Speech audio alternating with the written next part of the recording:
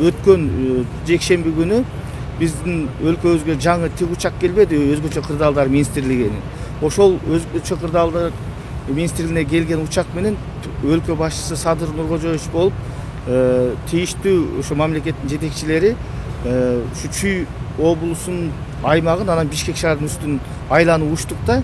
Ошондо Садыр Нуркожоевич айтты, тестти, Бишкектеги тестти бир 2 жолу айланайлычы депчи, айланып, анан ошол жерден тесттен чыккан ыштын көрүнүшү менен шаардагы жеке сектордогу үйлөрдүн чыгып аткан ышты көрдүк да. Ошондо көпчүлүгү ошо жеке сектордон чыгат экен да.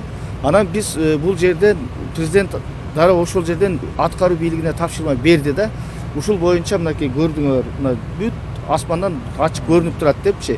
Тесттен кандай чыгып атат, жеке сектордон кандай чыгып атат, ушул иш менен күрөшүү кандай болуш керек, кантип буну биз чечебиз деген максатта тапшырма берди да. Мен айтат элем, бунда мамлекеттин ролу бир, ал эми жарандык коом, биздин жашоочулардын ролу ошого тете да. Биз өзүбүз ар кимибиз ошого салым кошушубуз керек. Жанагы покрышкаларды өрттөгөндү токтотушубуз керек. Тигүү цехтеринен жанагы синтетикалык калдыктарды өрттөгөндү, мончого жакканда ошондой калдыктарды жагып атат. Ушундан биз токтотушубуз керек да.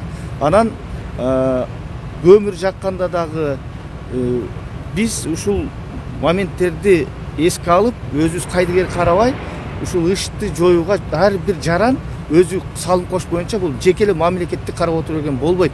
Ар бирибиз эгерде биз таза экологияны кааласак, таза абада жашагыбыз келсе, ар бир Кыргызстандын жараны, айрыкча шаардыктар чоң жардам кылышыбыз керек, өзүбүздөн башташыбыз керек да.